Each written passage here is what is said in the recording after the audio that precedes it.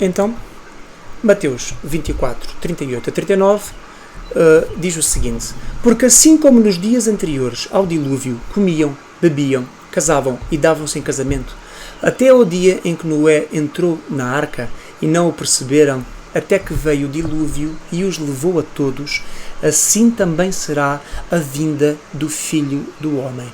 Portanto, este sinal do comer, beber, casar e dançar, não é? Dar-se em casamento, tem a ver com, literalmente, a postura natural dos homens nestes dias do fim, antecedendo a vinda do Senhor Jesus. E nós, quando lemos em Lucas 17, 26 e 27, lemos exatamente a mesma coisa, não é? A dizer assim que, como aconteceu nos dias de Noé, também vai ser assim nos dias do Filho do Homem. Comiam, bebiam, casavam, davam-se em casamento, até o dia em que Noé entrou na arca, veio o dilúvio e os consumiu a todos. Mas em Lucas 17, que é a passagem paralela a Mateus 24, também faz uma comparação aos dias de Ló. Nós conhecemos a passagem de Ló, não é? Em Gênesis, que fala sobre Sodoma e Gomorra, não é? E diz assim: como também da mesma maneira aconteceu nos dias de Ló.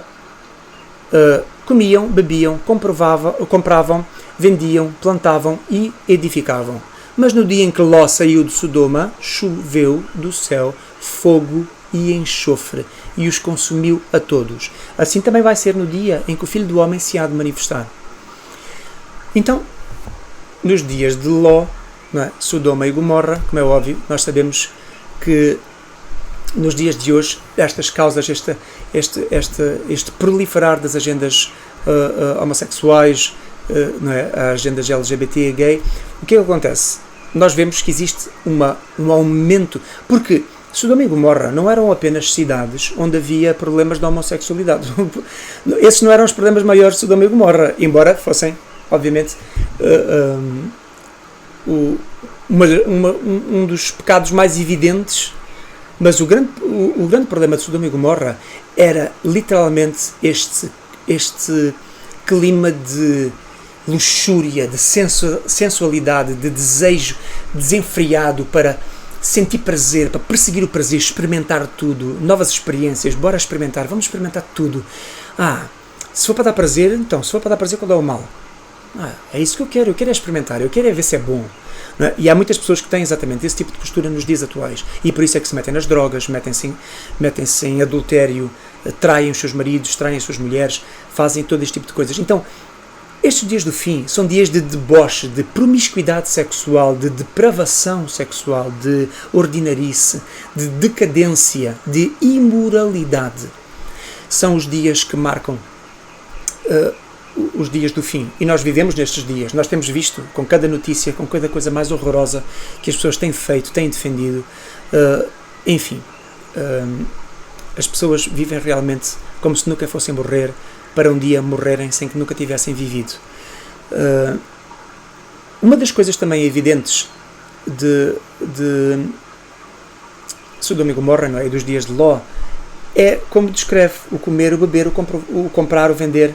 Ou seja, as pessoas estão obcecadas com esta ideia. Nós não vivemos exatamente desses dias. Pessoas trabalham um mês inteiro a suar para comprar um telemóvel de 800 euros, de 1000 euros. Pessoas que juntam dinheiro durante meses para poderem comprar uma televisão 4K, uma PlayStation 5, pessoas obcecadas, pessoas que estão a trabalhar, assim que fazem dinheiro, estão logo a pensar onde é que vão gastar o dinheiro. Vão gastar o dinheiro com a casa, vão gastar o dinheiro com o carro, vão fazer obras, vão fazer isto, porque elas estão sempre a querer mais, e mais, e mais, e mais. E não conseguem contentar-se com aquilo que têm, como têm. Estão sempre a cobiçar. E, portanto, compram, vendem, não é? Comem, bebem. O dinheiro é para ser gastado, e é gastado no prazer. Como é óbvio, nós devemos, obviamente, viver, não para sermos avarentos, estamos agarrados ao dinheiro. Nós temos, obviamente, possibilidades financeiras, devemos gastar o dinheiro de uma forma saudável, de uma forma séria, também responsável, não é? Mas se temos possibilidades de ter prazer, reparem aqui, de forma nenhuma a Bíblia condena que nós não tenhamos prazer no mundo, que nós não possamos buscar qualquer tipo de prazer, de diversão, de entretenimento, de termos acesso a estas coisas que nos dão prazer na vida e que nos fazem felizes, que nos fazem satisfeitos, que nos distraem muitas vezes dos nossos problemas. Claro que não. Muito pelo contrário, Deus deu-nos o prazer, Deus deu-nos a capacidade de sentir prazer, de desfrutar, não é, daquilo que é bom.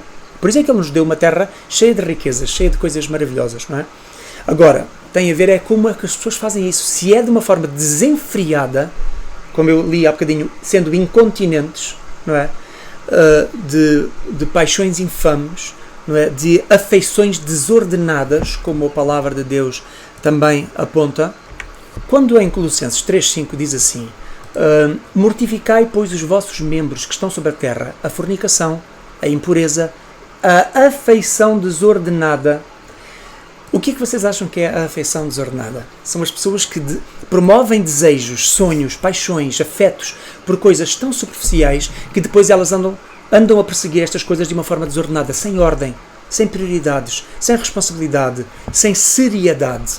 E é exatamente isto que quer dizer. Como é óbvio, nós podemos perseguir coisas boas na vida de uma forma séria, honesta e responsável, e tendo noção do que é que realmente é prioritário. Não é? Eu não vou perseguir uma paixão, um sonho meu, um prazer meu no dia do culto, como é óbvio. Porque no dia do culto, o meu maior prazer, a minha maior paixão, o meu maior desejo de me entreter, de estar distraído, é estar na casa de Deus, a cantar hinos com os meus irmãos ali, sentir aquele ambiente de igreja, orar, ler a Bíblia, ouvir a pregação. É aí que eu vou buscar todo o meu prazer, toda a minha diversão, todo o meu entretenimento. Mas por que razão as pessoas preferem a diversão, o prazer e o entretenimento do mundo nos dias da igreja? Então aí é que nós vemos que há uma afeição desordenada. Portanto, nós sabemos que o juízo de Deus sobre Sodoma e Gomorra é o mesmo juízo que vai cair agora sobre o mundo. E o mundo que nós vivemos agora está 1 milhão de vezes pior do que Sodoma e Gomorra, mas muito pior. Portanto, se Sodoma e Gomorra tivessem internet e telemóveis, provavelmente eles eram exatamente iguais a nós nos dias de hoje. Nos dias de hoje, há aplicações de telemóvel que nós carregamos num botão e diz a quantos metros as pessoas estão de nós, para nós engatarmos as pessoas se quiserem. Aplicações gays, aplicações heteros de engate, literalmente. Eu há pouco tempo na Bíblia Online, na página da Bíblia Online, eu estava literalmente a pesquisar, a fazer um estudo bíblico, a ver versículos, e aparece-me uma publicidade de lado na Bíblia Online, na página da Bíblia Online, com esses sites de engate. Encontra aqui a mulher dos seus sonhos e uma rapariga com umas mamas todas borrachadas no ecrã, no momento em que eu estou a ler a palavra de Deus. É para vocês verem os dias que nós vivemos. Portanto, estes dias do fim vão ser marcados, não é, como dias de completa displicência. Pessoas infelizes, vazias, insatisfeitas, frustradas, desmotivadas, sem prazer em nada, fazem o quê? Procuram desenfreadamente um preenchimento na perseguição do prazer e no desfruto das coisas terrenas. Por isso é que elas depois ficam cegas e não têm noção do que é que elas estão a fazer. Elas falham com as suas prioridades porque elas estão tão desesperadas em perseguir o prazer para acalmar aquela tristeza, aquele vazio interior, e elas precisam de diversão para esconderem a tristeza e a amargura, o que é muito triste. A displicência, a palavra displicência, está associada à negligência e ao desleixo, no sentido em que as pessoas vão estar divididas entre as suas responsabilidades, os seus desejos obsessivos, depois para perseguirem a felicidade. As pessoas vão estar divididas. Ou eu busco a responsabilidade, ou eu busco o desejo obsessivo. Não é? Ou eu busco a igreja, ou eu busco o mundo. Ou eu busco as coisas santas, o tempo com Deus, ou eu busco a convivência social com a minha família, os meus amigos, os meus colegas de trabalho. Esta é a divisão. Não é? Então, esta displicência leva à negligência, leva ao desleixo para com Deus. Quanto mais estas pessoas deixam de lado o que é importante para se debruçarem com o superficial, então mais vazias elas se sentem e também, igualmente, mais incapazes elas depois se tornam de voltar outra vez à postura correta. Fica muito difícil elas depois vencerem aquele ritmo, aquele hábito que elas têm de estar constantemente a viver daquela forma. Então, a comparação com os dias de Noé e com os dias de Ló são evidentes, para demonstrar as consequências diretas de viver desta forma. Com Noé veio o dilúvio, com Ló veio fogo e enxofre do céu. Jesus diz assim em Lucas 17:32: lembrai-vos da mulher de Ló. O que é que aconteceu com a mulher de Ló, lá em Gênesis? Ela olhou para trás e foi transformada numa estátua de sal. Isto está lá em Gênesis 19:26. Então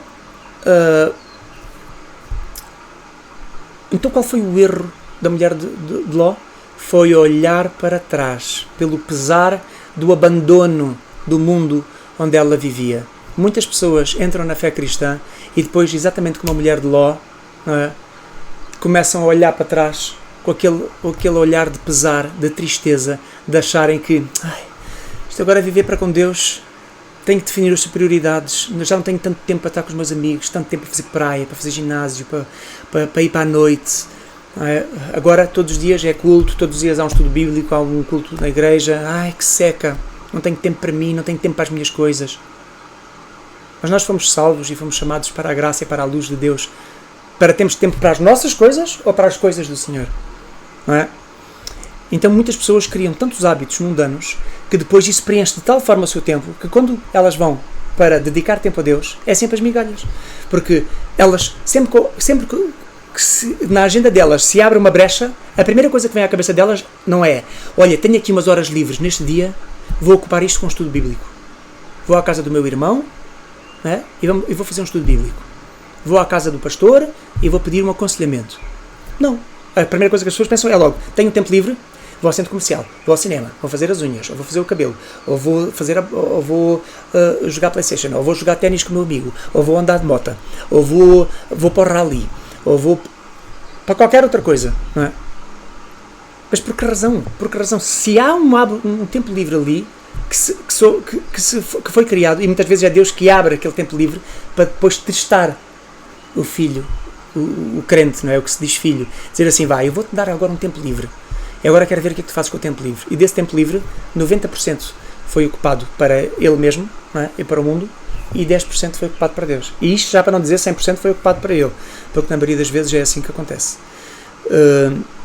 Então, muitas pessoas depois de entrarem na vida cristã sentem pesar por não poderem desfrutar desenfreadamente das coisas do mundo quando Deus pede a sua atenção. Mas Lucas 9:62, o Senhor Jesus diz assim: ninguém que lança mão do arado e olha para trás é apto para o reino de Deus. Está tudo dito. Portanto, por isso muitos, quando entram nesse serviço cristão, servem-se a si mesmos, definindo eles mesmos os termos do seu serviço. Eu vou servir como eu quero e quando eu quero. Não é como Deus decide. Não. Deus decide que há um culto naquele dia, mas eu naquele dia vou ficar a limpar a minha casa. Ah, é?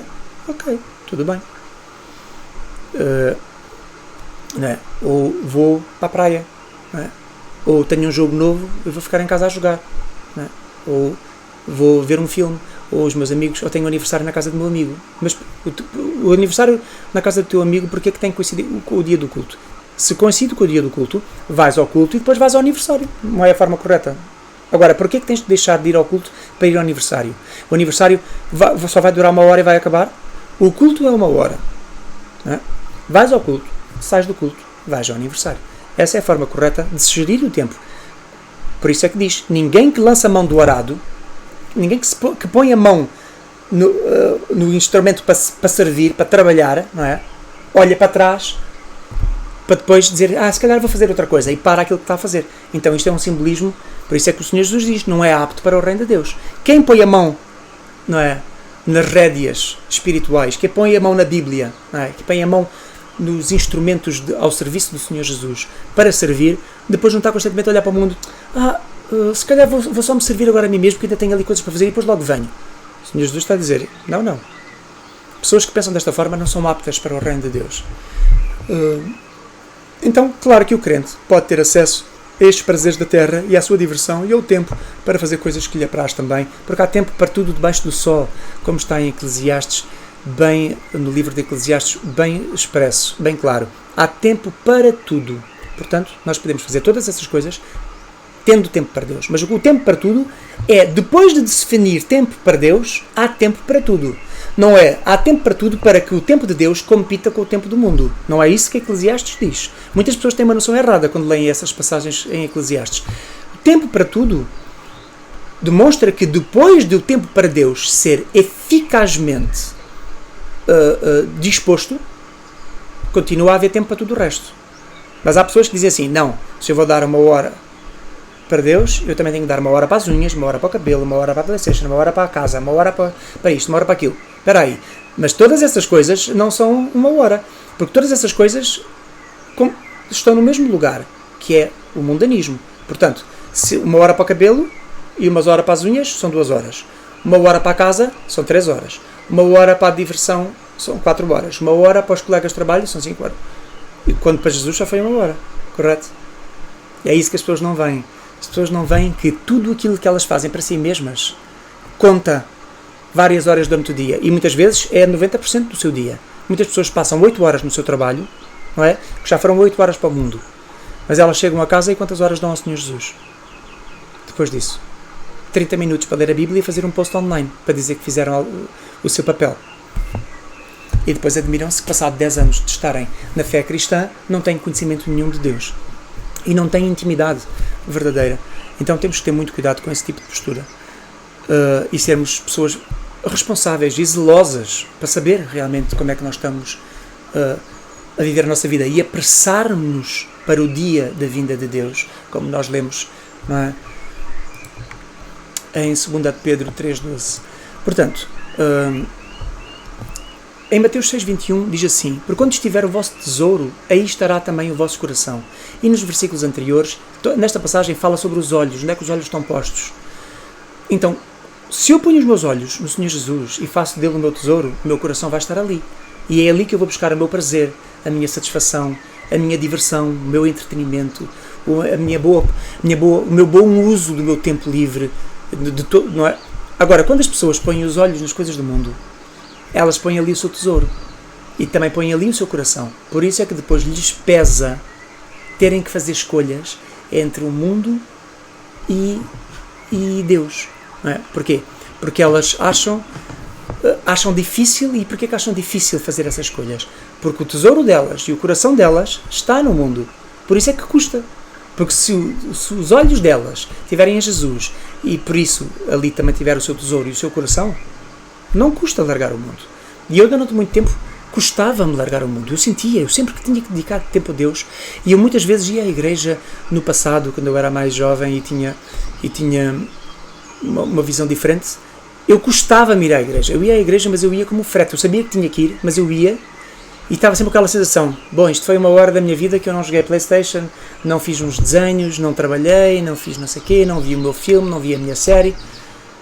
E isto é uma coisa horrível, horrível, horrível. Filhos de Deus que têm este tipo de postura, é bom que se convertam. E graças a Deus que Deus me converteu, transformou o meu coração para eu entender. E hoje eu posso abdicar do mundo à vontade e não me custa. Antigamente, nunca na vida. Eu era incapaz. Porquê? Os meus olhos estavam postos no mundo e ali estava o meu tesouro e o meu coração. Portanto, pessoas que só pensam o tempo todo em coisas terrenas para se satisfazer a si mesmas e se realizarem, não é? Pessoas que estão sempre inquietas, distraídas, entretidas. Em Mateus 6, nós vemos lá, muitas vezes, o uso destas passagens, destas palavras, não é? Usa a palavra solícitos, porque andais solícitos, não é? Com todos os vossos cuidados.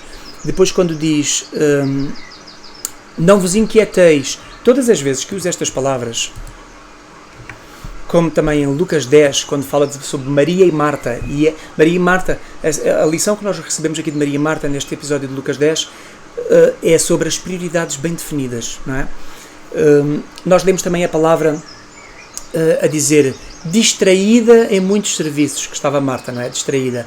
E depois nós vemos outra vez a palavra ansiosa, a palavra afadigada, Estas palavras em grego é o termo merimnesete, ou merimnas. Essa palavra quer literalmente dizer divididos. Portanto, sempre que nós estamos verdadeiramente inquietos, ou distraídos, ou entretidos, ou ocupados, todas estas palavras em grego é a palavra merimnesete, ou merimnas, merimnare, são versões da mesma palavra, que têm a mesma raiz, que quer literalmente dizer divididos. Portanto, pessoas que têm esta postura, não é? Por causa do mundo, por causa do amor ao mundo, elas tornam-se negligentes para com Deus, para além do tempo que elas já pré-fixaram para Ele. Então, muitos, quando confrontados com uma realidade de adoração a Deus, elas logo correm para a sua agenda, para ver se dá. Deixa ver, ó Deus, deixa ver se há tempo para Ti. Enquanto que, se do mundo surgir uma oportunidade de diversão, elas nem pensam duas vezes. Em Colossenses 3, de 2 a 5, bem fala, não é? O apóstolo Paulo a dizer: pensai nas coisas que são de cima e não nas que são da terra, porque já estáis mortos e a vossa vida está escondida com Cristo em Deus, como eu já li aqui no início deste estudo. Portanto, é nas coisas de cima que nós devemos pensar. E em Efésios 4:8 também diz com todas as letras: tudo aquilo que é bom, tudo que é honesto, tudo que é justo, tudo que é de boa fama, se há nisso algum louvor, não é? Nessas coisas, se há alguma honra nestas coisas, nisso pensai. Em Efésios 4:8. Portanto, muitas pessoas dizem que o seu coração está em Deus e que também está ali o seu tesouro, mas na realidade prática, se houver uma escolha entre ir adorar a Deus e ter comunhão com os santos, em alturas onde o mundo chama para a diversão, elas logo se sentem divididas para ponderar se é válido deixar Deus de lado. Portanto, as pessoas dizem assim: mas espera aí, eu já fui 2 vezes à igreja esta semana, Deus agora está a pedir para eu ir uma terceira, mas eu já fui 2, eu já cumpri a minha parte, agora é tempo para mim. Isto é o que a Bíblia diz que um cristão, que um crente verdadeiro deve fazer? Isto é a postura correta? Bíblica? Claro que não. Não é a postura bíblica. É a postura mundana. Se a pessoa quiser fazer, ela pode fazer à vontade. Mas essa postura não é bíblica. Ainda que as pessoas pretendam defender que é. Então, nós, em Salmos 39:6, lemos assim: na verdade, todo o homem anda numa vã aparência. Na verdade, em vão se inquietam, amontoando riquezas, e não sabem quem as levará. Muitas pessoas estão a querer amontoar experiências no mundo. As riquezas aqui não é só o dinheiro. As riquezas muitas vezes também têm a ver com as experiências de ir a uma boa festa, de ir a um bom concerto, de ir a um bom sítio. Estas são as experiências pelas quais elas acham que estão a enriquecer a sua vida. Mas elas não sabem que estas coisas, o tempo, o vento leva tudo isto. As boas experiências, quantas pessoas desonram a Deus para perseguir uma experiência? Quantas pessoas, para desonrar a Deus, metem-se num relacionamento com alguém que, passado 6 meses, primeiro a pessoa era o amor da sua vida, 6 meses depois é um estranho que anda na rua, ou uma estranha que se cruza na rua, e essas pessoas já não fazem parte da sua vida. No entanto, essas pessoas pareciam o centro da sua vida 6 meses antes. De tal forma que elas punham Deus de lado e punham aquela pessoa em primeiro lugar. 6 meses depois, Deus sacudiu aquela pessoa da vida delas e elas estão vazias e sozinhas outra vez. Então valeu a pena pôr aquela pessoa em primeiro lugar? Então, Filipenses 2:21 diz assim: porque todos buscam o que é seu e não o que é de Cristo Jesus. Não é triste que a Bíblia nos diga que nós somos assim, que a nossa natureza é assim? Então, quando eu leio este versículo, eu sinto vergonha e nojo de mim mesmo, de saber como eu uso tão pouco do meu tempo para Deus e muitas vezes, por causa da preguiça, da desmotivação, passo mais horas a fazer coisas inúteis que não contribuem com nada para a minha vida eterna e, no entanto, para Deus vai só o restinho do tempo. Em 1 João 2, de 15 a 17, diz assim: não ameis o mundo, nem o que no mundo há. Se alguém ama o mundo, o amor do Pai não está nele. Porque tudo o que há no mundo, a concupiscência da carne, a concupiscência dos olhos e a soberba da vida, ou seja, aquilo que a carne deseja, aquilo que os olhos veem, não é do Pai, mas do mundo. E o mundo passa, e a sua concupiscência, ou seja, os seus desejos desenfreados para fazer aquilo que não é bom. Mas aquele que faz a vontade de Deus, que é aquilo que é prioritário, que é aquilo que é, não é, o nosso dever, esse permanece para sempre. Então, se nós somos aqueles que queremos permanecer para sempre, então vamos fazer a vontade de Deus, não é? E não a nossa própria vontade de seguir a nossa carne. Então este é um dos sinais evidentes, infelizmente, dos dias atuais, essa perseguição dos prazeres, que cada vez nós vemos mais, não só vemos nos ímpios, não é? Loucos, a entregarem-se aos prazeres, indo a deslizar até o inferno, não é? E vemos também muitos crentes divididos e confusos, cobiçando o mundo de tal forma que parecem semelhantes aos ímpios. Não é?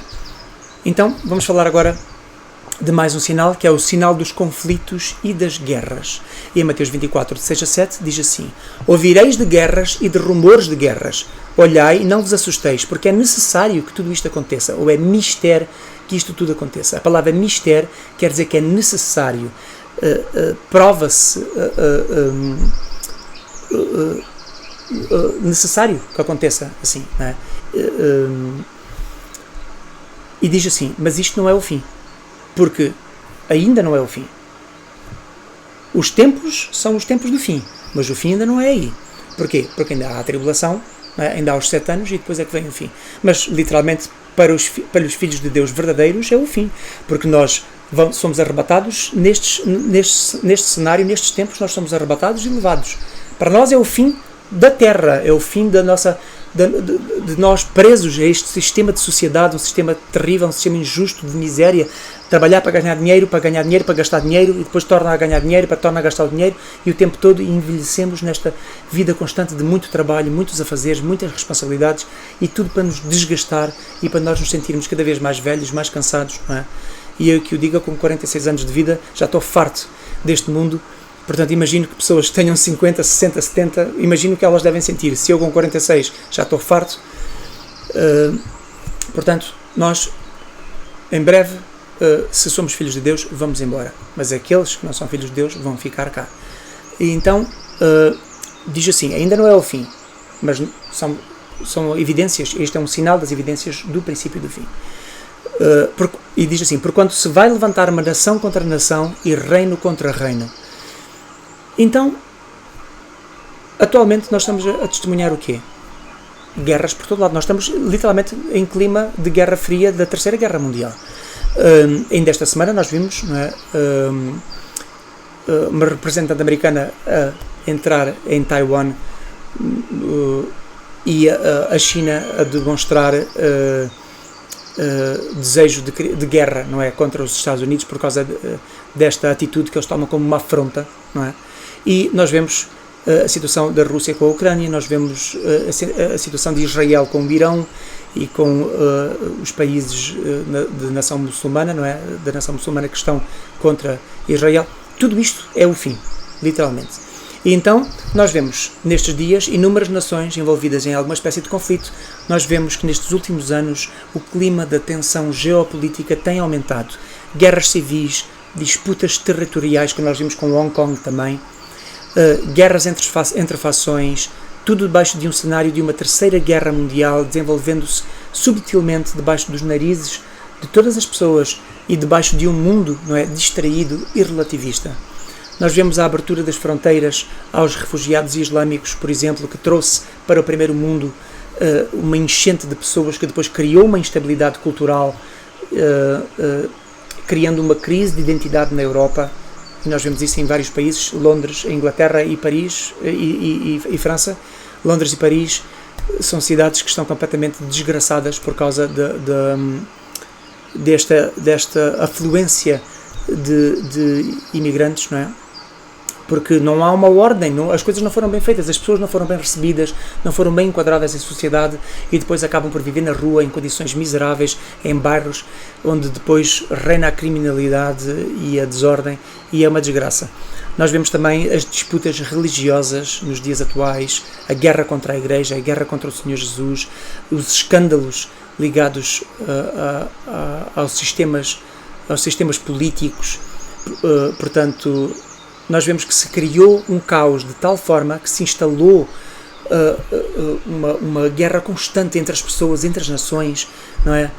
Para se destruir o sistema da sociedade como nós o conhecemos, para dar origem ao tal sistema de controlo que vai ser entregue nas mãos do Anticristo. Portanto, nós vemos que não são só as nações que estão em em tensão e regime de guerra, mas também as pessoas estão todas viradas umas contra as outras em guerra aberta. Nós vivemos num mundo de anarquia, de revoltas, de revoluções, gerando uma instabilidade sem precedentes. E um dos cavaleiros também do Apocalipse, associados a cumprirem sentenças designadas por Deus na Terra nos tempos finais, não é? Está associado à guerra, como nós vemos lá em Apocalipse 6.4, o cavalo vermelho, que é-lhe dado poder para tirar a paz da terra, não é? Para que as pessoas se matassem umas às outras. Isto vai ser agora já quando começar a tribulação, mas nós vemos que nós estamos já quase praticamente neste cenário da tribulação. Nós praticamente vemos evidências de que o arrebatamento e o início da tribulação estão prestes a acontecer. Então, é para este cenário que nós caminhamos a um ritmo alucinante. Então, esta descrição do Senhor Jesus implica um aumento esperado de conflitos até ao final dos últimos dias, culminando depois com a guerra de Gog e Magog, lá em Apocalipse 28, que é a guerra que já está no final da tribulação, quando a vinda do Senhor Jesus tiver ocorrido e houver uma guerra entre o Senhor Jesus e as nações do mundo, e o Senhor vai destruir as nações da terra e todos aqueles que estão em rebelião contra Ele. E nesta passagem de Mateus 24, né, que fala de guerras e rumor de guerras, nós lemos que parece que o Senhor Jesus está a dizer que algumas guerras vão ser apenas algumas ameaças, rumores ou boatos, não é? Porque diz assim, guerras e rumores de guerras. Mas rumores aqui, a palavra akoé, em grego, não quer dizer boato. Ou seja, que alguma coisa foi inventada, que as pessoas vão dizer, mas que não existe. Não. A palavra grega usada, não é? Que é akoé, é a palavra que descreve um senso de audição, no sentido ativo. Então, literalmente, Jesus o que está a dizer é que uns vão ouvir o barulho e os sons da guerra com os seus próprios ouvidos, porque vão estar a presenciar a guerra, enquanto outras pessoas distantes não vão ouvir o barulho da guerra, mas vão ouvir os relatos das guerras, porque elas vão ocorrer praticamente em todos os lugares. Como é que isto era possível no mundo de antigamente? Não era.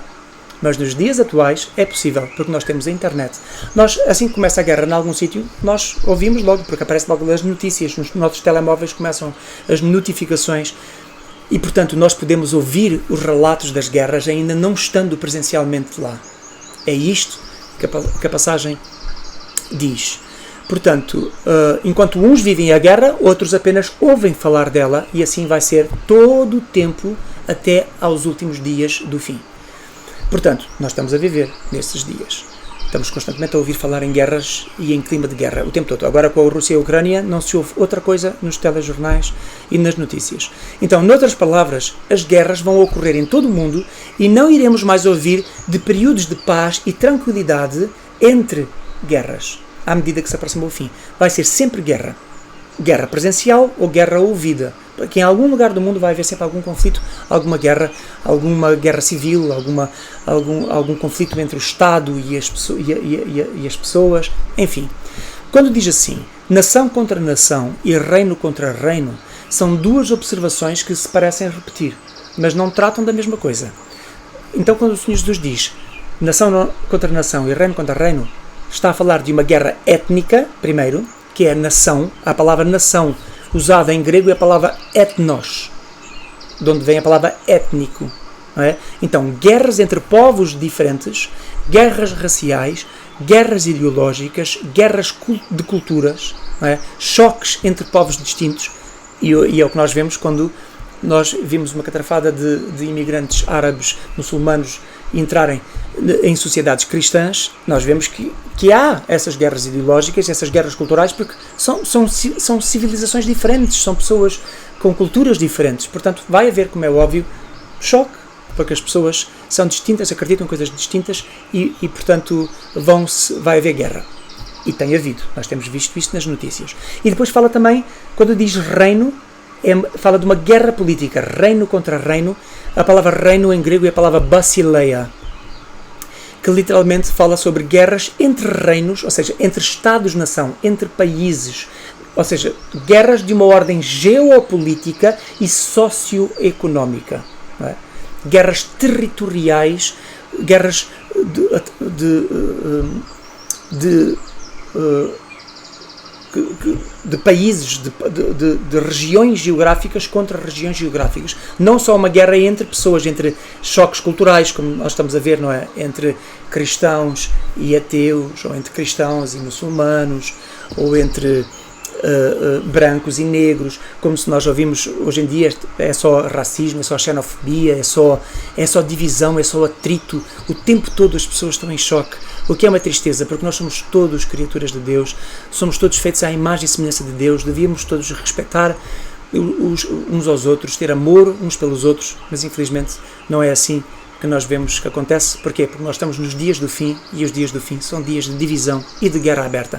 O próprio Senhor Jesus disse, não é? Que Ele não veio trazer paz, mas espada, divisão, dissensão. Em Lucas 12, não é? O versículo 49 diz assim: eu vim lançar fogo na terra, e que mais quero se já está aceso? Isso é o Senhor Jesus a dizer. E depois diz assim: cuidais vós que eu vim trazer paz à terra? Não. Vos digo, mas antes dissensão, porque daqui em diante estarão 5 divididos numa casa, 3 contra 2 e 2 contra 3. O pai vai estar dividido contra o filho contra o pai. O que é que o Senhor Jesus está a querer dizer? Que o objetivo dele é criar isto? Não. O que ele está a querer dizer é que quando ele vem trazer verdade à terra, quando ele se vem manifestar à terra e trazer verdade, aquelas pessoas que estiverem na verdade vão se tornar inimigos daqueles que estão no engano. E aqueles que estão no engano vão se tornar inimigos daqueles que estão na verdade. Porque vai haver choque.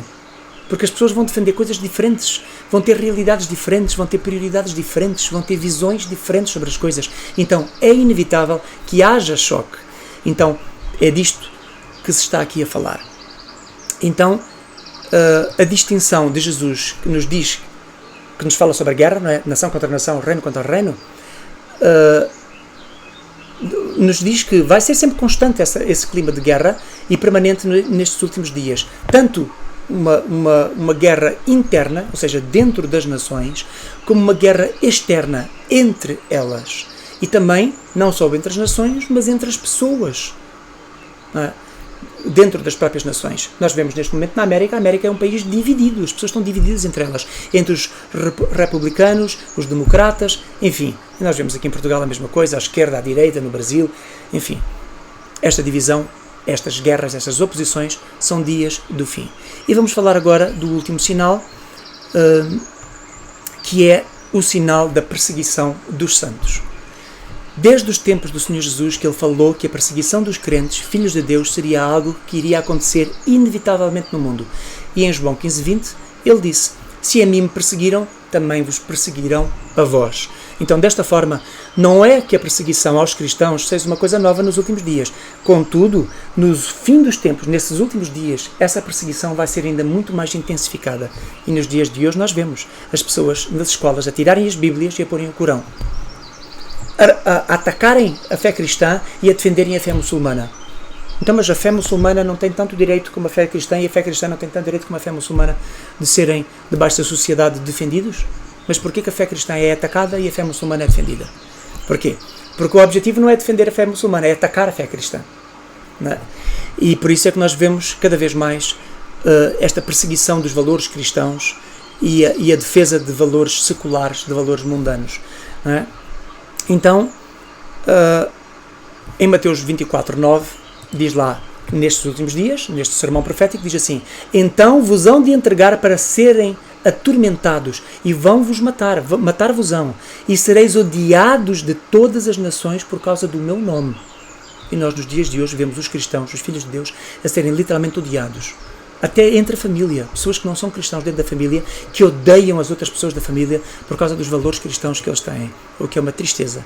Então, é possível ver nas medidas e nas leis instituídas neste mundo, recentemente, uma notória vontade de perseguir e criminalizar até o livre curso do evangelismo e da proclamação da verdade bíblica nos meios comuns. Eu vi há pouco tempo um vídeo nos Estados Unidos, um pastor em Times Square, em Nova York, a pregar, a tentar evangelizar, a dizer que Deus ama as pessoas e para as pessoas se arrependerem, e a ser preso pela polícia. No entanto, nós vemos um gay pride de pessoas vestidas com fatos de cabedal e com o rabo de fora a defenderem a sua liberdade de expressão e a serem escoltados e protegidos pela polícia. Então isto não é Não é um mundo à beira do fim, um mundo onde o diabo reina. Quando um pastor não pode dizer às pessoas que Deus os ama para eles se arrependerem e crerem no Evangelho, é preso. E essas coisas abomináveis são defendidas. Então, Bíblias estão a ser proibidas nas escolas, como já falei aqui. No desporto, tem havido a proibição, não é, nesses eventos públicos de fazer menção a Deus em agradecimento ou em oração. Há pouco tempo vi também numa cerimónia dos Oscars o ator Christian Bale a dizer, recebeu o Oscar e disse assim: eu recebo este Oscar em honra de Satanás, meu Deus. Vejam bem, nós vivemos num mundo onde as pessoas dizem abertamente estas coisas abomináveis e horrorosas e têm a liberdade. No entanto, proíbem no desporto os atletas de fazerem uma oração ou de louvarem a Deus e agradecer pelas suas vitórias ou para pedirem a ajuda de Deus nos seus desafios, e proíbem e criminalizam este tipo de comportamento. Isto é abominável e diabólico.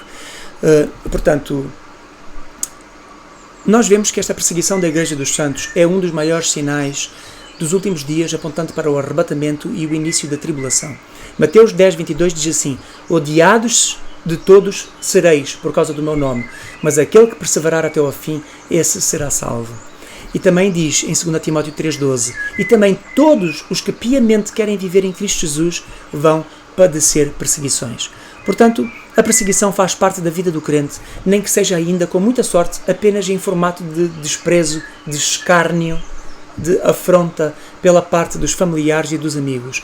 Contudo, o crente deve alegrar-se nas suas perseguições, pois elas fazem parte desse testemunho de fé que nós deixamos no mundo quando entramos na glória. Portanto, a igreja perseguida deve sempre ter presente no seu pensamento e coração que as feridas da batalha serão a glória no final. E em Mateus 5:10-12 bem diz: bem-aventurados os que sofrem perseguições por causa da justiça, porque deles é o reino dos céus. Não é? Bem-aventurados sois vós, quando vos injuriarem e vos perseguirem, e mentindo disserem todo o mal contra vós por minha causa. Exultai e alegrai-vos, porque é grande o vosso galardão nos céus, porque assim perseguiram também os profetas que foram antes de vós. E em 2 Tessalonicenses 1:4 diz assim: de maneira que nós mesmos nos gloriamos de vós nas igrejas de Deus por causa da vossa paciência e fé, e em todas as vossas perseguições e aflições que suportais. Em 2 Coríntios 12:10 diz assim: por isso sinto prazer nas fraquezas, nas injúrias, nas necessidades, nas perseguições, nas angústias por amor de Cristo, porque enquanto eu estou fraco, então eu sou forte. Se você procura ver sinais para descobrir o Senhor Jesus, você nunca conseguirá ver realmente os sinais e também não irá conseguir ver o Senhor Jesus. Mas se você primeiro procurar descobrir a Jesus, você vai ver os sinais. Portanto, este estudo, feito com estes sinais, se você não consegue olhar para o mundo e ver a palavra de Deus, ver que estes sinais são reais, é porque você ainda não tem Jesus no seu coração e você precisa de se converter e precisa de buscar na palavra de Deus com todo o seu coração, todo o seu sentimento, esse arrependimento, essa consciência do pecado em si, e orar e pedir a Deus que lhe revele, que o converta, que o transforme e que lhe revele na palavra como estas verdades bíblicas estão a serem cumpridas nos dias atuais. E, portanto, espero que vocês tenham, os que são os filhos de Deus, que ouviram este estudo, que tenham lido sobre estes sinais, tenham meditado neles, tenham olhado para as vossas vidas, tenham olhado para as notícias e tenham olhado para aquilo que vocês têm visto ultimamente neste mundo e possam descobrir que a ampulheta foi virada ao contrário e nós estamos no último tic-toc. A areia está a chegar ao fim e em breve o arrebatamento vem, e quem não guarda a palavra da sua paciência, como está lá em Apocalipse 3:10, vai ficar de fora. Que estes sinais fiquem gravados na vossa mente e no vosso coração para a glória do nosso Deus. Muito obrigado e vemo-nos no próximo estudo. Amém.